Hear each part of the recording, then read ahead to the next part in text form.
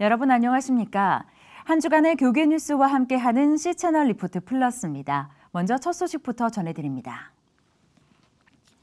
기독사 학인 안양대학교가 최근 대진 성주회로 매각될 움직임이 포착되고 있습니다. 학생들과 교수, 동문들은 강력 반발하고 있습니다. 김효정 기자입니다. 1948년 김치선 박사가 설립한 대한신학교에서 출발해 70년 동안 5,000명에 달하는 목회자를 배출해온 안양대학교. 기독교 정신을 건학이념으로 삼고 성장해온 안양대학교가 정체성을 상실할 위기에 놓였습니다.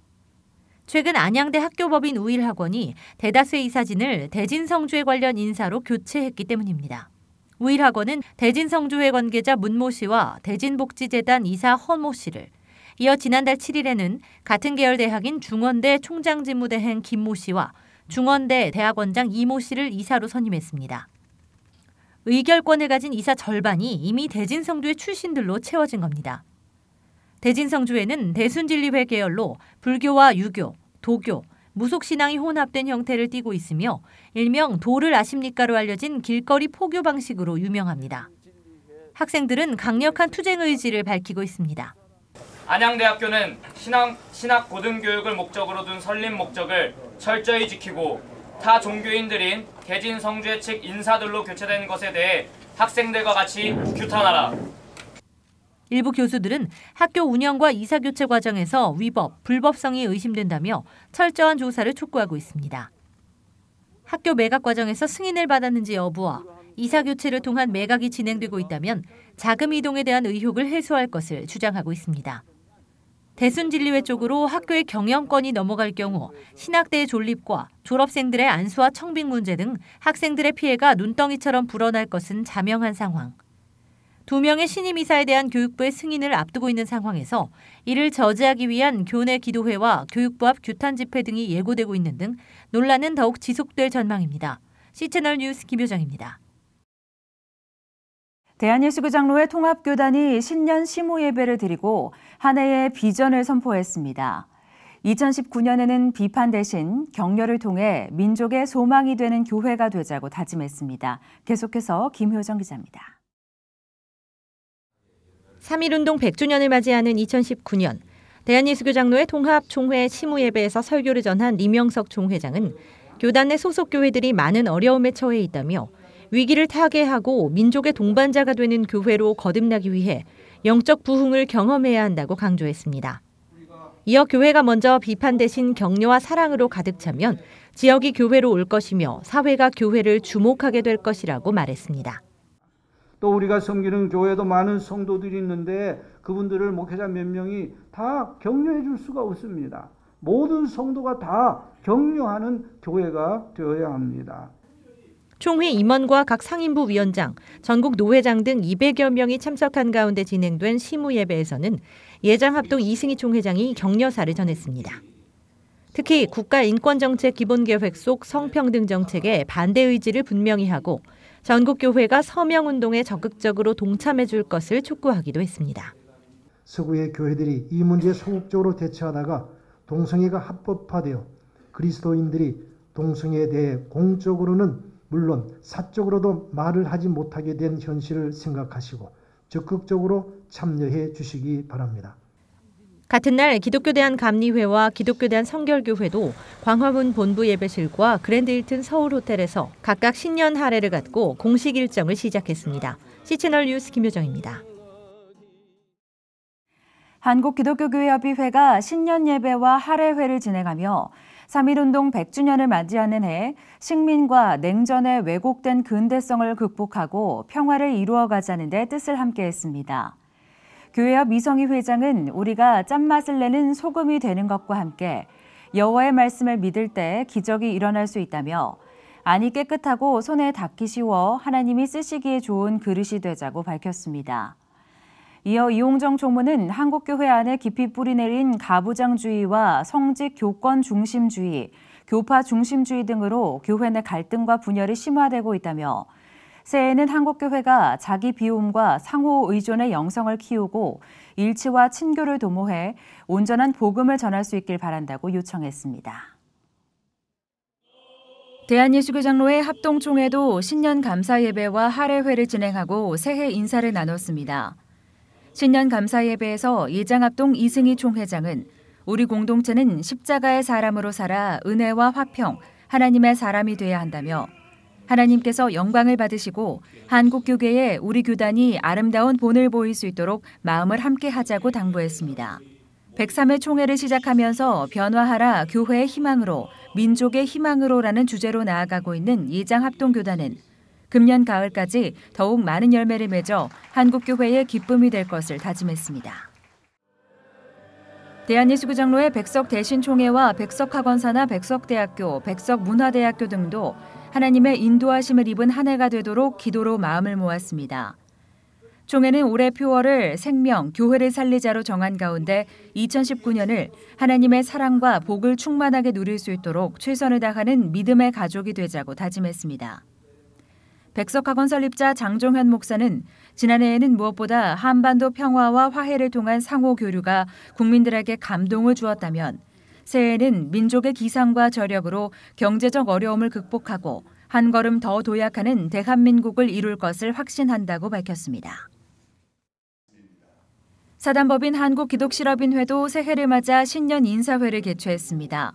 신년 인사회에서 설교를 전한 온누리교회 이재훈 담임 목사는 배부를 때 지는 죄는 배고플 때 지는 죄보다 더 악하다며 고난의 시기를 지나 배부름을 얻었으니 이제는 소외된 이웃에게 내 것을 나눌 때라고 권면했습니다. 국내 273개 지회, 해외 130개 지회를 두고 7,500여 명이 회원으로 활동하고 있는 한국 CBMC는 실업인과 전문인들에게 복음을 전해 예수 그리스도가 구주이심을 증거하는 사역을 펼치고 있습니다. 자유인권 실천 국민행동이 국가인권위원회 규탄 집회를 진행하며 가짜 인권 정책으로 대한민국과 다음 세대, 한국교회를 파괴하려는 국가인권위는 해체하고 최영희 인권위원장은 사퇴하라고 촉구했습니다. 이들은 인권위가 대부분 우리 국민 정서와 배치되는 동성애를 포함한 성소수자와 입국 불허된 난민 신청자, 불법 외국인 체류자와 노동자의 목소리를 대변해왔다며 여호와의 증인들의 종교적 병역 거부에 대해 처벌 금지와 대체 복무제를 무리하게 주장해왔다고 비판했습니다. 한국소방단체 총연합회가 에티오피아에 낙후된 응급의료환경시설 개선을 위해 구급차량 4대를 무상 지원했습니다. 이번 지원 사업은 명성교회 지원으로 추진됐으며 현지에 도착한 구급차량은 에티오피아 MCM 명성기독병원에서 아프리카 현지인의 구호 활동과 의료체계 개선을 위해 사용될 예정입니다.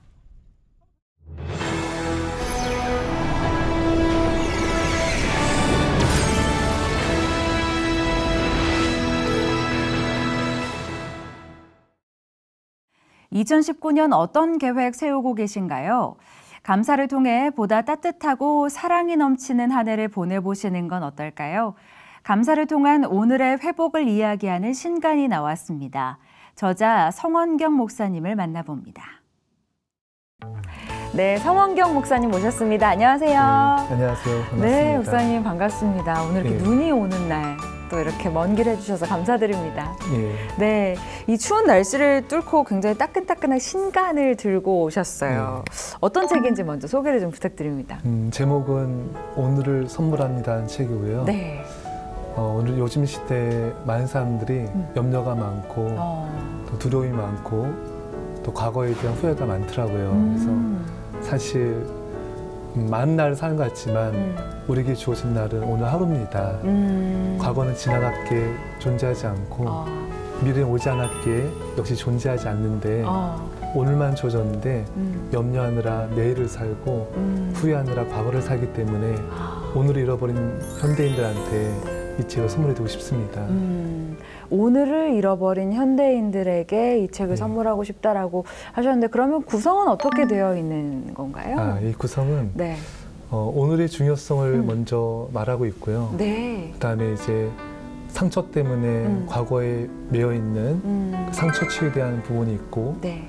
또 염려와 두려움 때문에 앞으로 나아가지 못하고 현재를 살지 못하는 그런 미래의 염려와 두려움을 이길 수 있는 또 일상의 삶의 기적이 되는 감사의 능력에 대해서 좀 많이 다루고 있습니다. 네, 그러시군요. 예. 사실은 목사님도 말씀하셨지만 굉장히 불안해하는 사람들이 많은 풍요로운 것으로 보이지만 힘들어하고 고통 가운데 있는 사람들이 굉장히 많은 시대를 살고 있잖아요. 네. 이 책을 그러면 쓰게 되신 계기, 어떤 그런 사람들에게 마음을 이렇게 갖게 되신 계기가 있을까요? 예, 사실 이 책은 하나님께서 쓰라고 하셔서 순종한 마음을 1년 전에 쓰게 됐고요. 네. 핑계를 많이 댔어요. 사회 바쁘다 했는데 순종하면서 쓰다 보니까 감사에 관한 책을 쓰게 됐는데 네. 쓰다 보면서 이 두려움이 사람들이 지배하고 있구나. 이 두려움과 염려의 문제에 사람들이 눌려 있구나. 그래서 그 염려와 두려움을 해방시키고자 하는 어떤 감사를 통한 오늘을 살고 영혼을 사는 그런 감사를 체험할 수 있는 그런 마음으로 썼습니다. 네. 그러면 이 책에 어떻게 보면 결론 부분이 될 수도 있을 텐데 이렇게 오늘을 살 수 있는 비결, 오늘을 행복하게 살 수 있는 비결이 감사에 있다고 보시는 건가요? 있습니다. 예, 말씀드리면 네. 제일 중요한 질문을 네. 주셨는데요. 좀 잘해주시네요. 감사합니다. 예. 그러니까 사실 오늘을 살지 못하게 한 것은 두려움이고 또 두려움에 또 다른 감정들이 염려, 근심, 걱정, 불안인데 이 두려움은 사랑으로만이 두려움을 내어 쫓을 수 있습니다. 사랑 안에 두려움이 없고 온전한 사랑의 두려움을 내어 쫓나니 말씀처럼 네. 하나님의 사랑에 임해야지만 이런 염려와 두려움을 이길 수가 있고 오늘을 살 수가 있는데 감사할 때 하나님의 사랑이 우리에게 부으십니다. 그래서 감사가 곧 사랑이고 네. 사랑이 곧 감사이기 때문에 감사를 통한 이런 공포의 해독제, 감사를 통해 사랑으로 오늘을 살 수가 있습니다. 공포의 해독제라는 예. 말씀을 하셨는데 혹시 목사님 기억에 남는 어떤 에피소드 같은 게 있으세요? 있습니다. 이제 목사님 주변에 또 많은 사례들이 있을 예. 거잖아요. 제가 보니까 교회 다니다 안 다니는 분들이 1000만 명이 넘는데요. 네, 그분들 중에 어떤 분을 만났냐면은 지하철에서 이렇게 전도한 분이 계시는데 예수 믿고 가족들이 죽어서 하나님에 대한 두려움과 상처 때문에 교회 떠난 분도 만났고 네. 택시기사분을 전도했는데 이분도 아내랑 헤어졌는데 자녀들과 함께 힘겹게 살아가고 있었습니다. 그러니까 하나님께 대해 실망하고 상처받고 그러니까 그런 상처와 두려움 때문에 하나님을 떠나 있는 분들이 너무 많이 있더라고요. 그래서 하나님에 대해 바른 상이 왜곡돼 있구나. 이것이 두려움이 주는 사람들에 대한 상처고 왜곡인 걸 알게 되고 네. 그래서 참 이런 상처 입은 많은 사람들에게 이 책 꼭 전해줬으면 좋겠습니다. 어떻게 보면 교회를 떠나는 이유도 상처를 받는 이유도 어떻게 보면 하나님에 대한 왜곡된 어떤 신앙 때문에 일어나는 것이고 하나님을 제대로 알면 그의 삶이 변화할 수 있고 감사가 넘칠 수 있다라는 말씀을 해주시는 거네요. 똑똑하시네요. 오늘 아주 칭찬을 많이 해주셔서 감사합니다. 그 목사님은 목사님 개인의 이야기를 좀 해보면 대대로 불교 집안에서 태어나셨는데 하나님을 만나셨다고 들었어요. 어떻게 가능했던 일인지. 저희 집안은 제가 초등학교 갔다 오면은 불경 테이프 돌아가고 뭐 절에서 100일부 들을 정도로 그런 불교 집안인데 가족 중에 아픈 분이 계셨어요. 병원 가도 잘 낫지도 않고 그래서 절박한 심정으로 이제 있는 가운데 누가 한번 교회 한번 가보자 해서 그때 이제 예수 믿게 되고 또 기적적 병고침 받게 돼서 온 가족이 다 예수 믿고 다 새벽 예배 다니고 다 수요금 예배 다니고 그때 또 이렇게 초등학교 때 이렇게 믿게 됐습니다. 네, 치유의 하나님이 목사님과 또 목사님의 가정을 만나주신 거네요.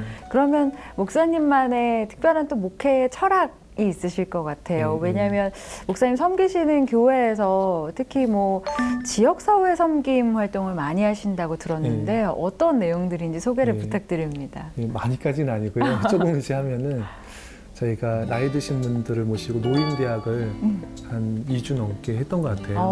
하고 또 이제 마더와이즈, 파더와이즈를 통해서 이제 불신, 예수 믿지 않는 분들 초청해서 또 이제 엄마들이 많이 이렇게 아이들도 무슨 힘들어 하더라고요.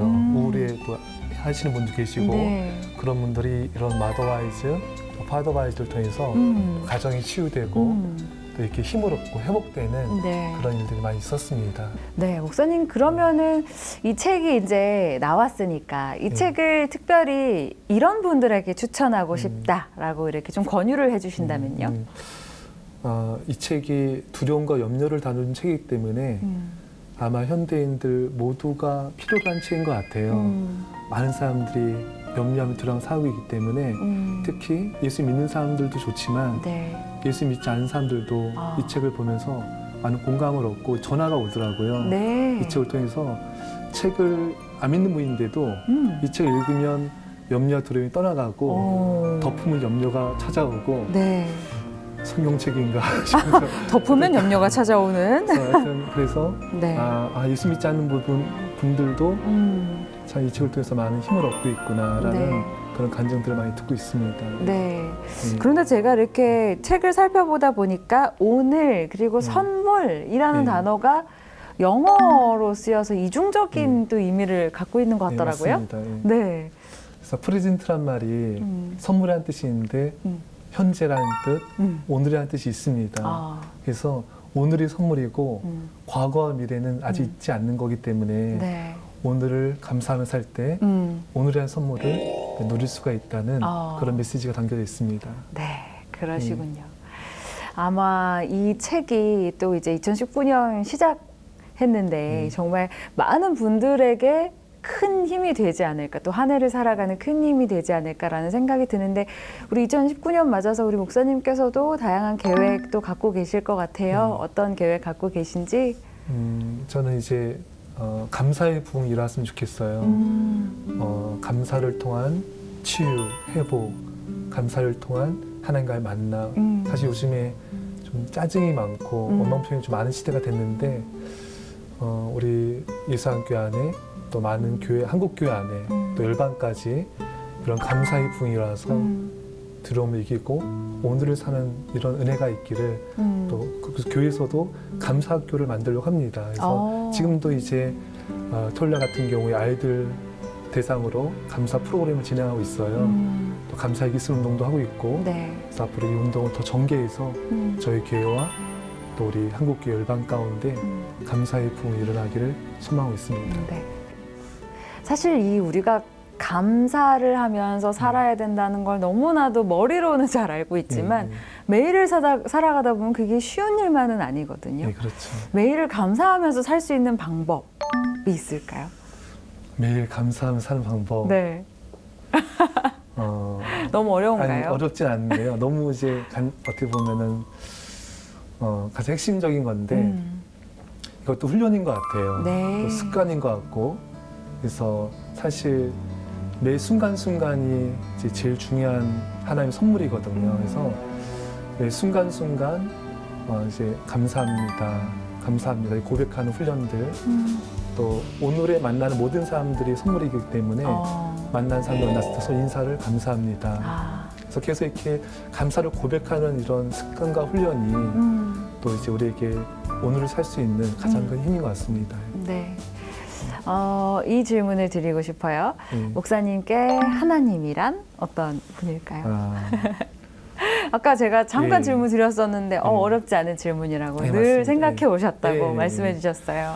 제가 이제 초등학교 때 하나님을 만났습니다. 만나고 또 중학교 때도 이렇게 골반 기도를 하면서 그렇게 감사의 눈물을 많이 흘렸던 것 같아요. 그래서 그때 깨달은 게 뭐냐면은 하나님은 나에게 있어선 사랑이시다.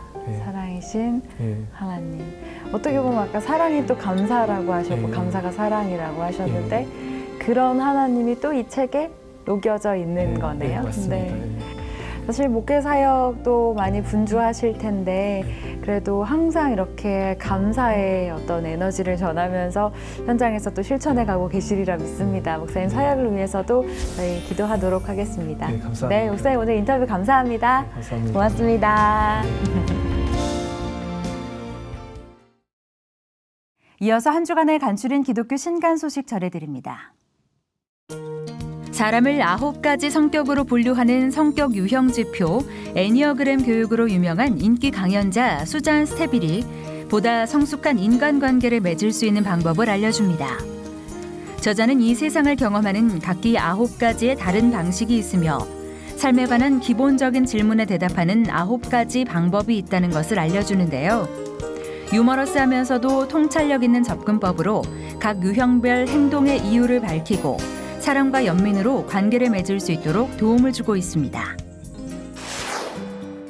횃불 트리니티 대학원 대학교에서 실천신학을 가르치고 있는 안덕원 교수가 2년 동안 한국교회 예배를 순례하며 오늘날 우리가 회복해야 할 예배의 모습을 묻고 탐색한 책입니다.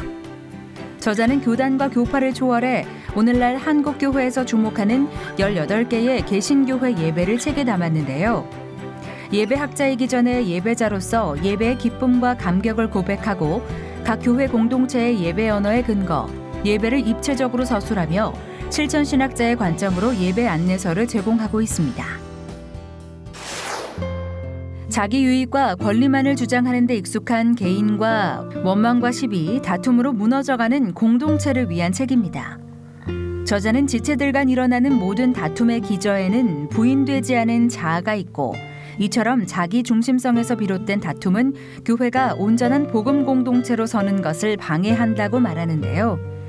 이에 저자는 빌립보서 2장에 나오는 그리스도 예수의 마음을 품을 것을 제시합니다.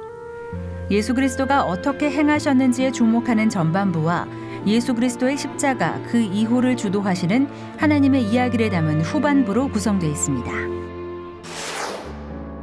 성경 전체를 365개의 단락으로 나누고 각 단락의 본문을 언약과 하나님 나라의 관점으로 해석해주는 책입니다. 정해진 본문과 함께 매일 성경을 읽다 보면 1년에 성경을 일독할 수 있고 각 본문이 담고 있는 성경적 의미를 파악할 수 있도록 구성했는데요. 어려운 개념이나 배경 설명이 필요한 부분들에는 간단한 주석을 제시해 소그룹 성경 공부 교재나 개인 큐티 교재로 활용하는 데 도움을 주고 있습니다. 새해 들어 교계 각 기관들이 발표한 신년 메시지의 공통점은 바로 희망이었습니다. 3.1운동을 주도했던 선각자들처럼 나라가 어려울 때마다 그 역할을 감당했던 기독교의 모습을 회복하자는 목소리가 높았는데요. 그 구체적인 실천이 나타나는 2019년이 됐으면 좋겠습니다. 오늘 순서는 여기까지입니다. 시청해주신 여러분 고맙습니다.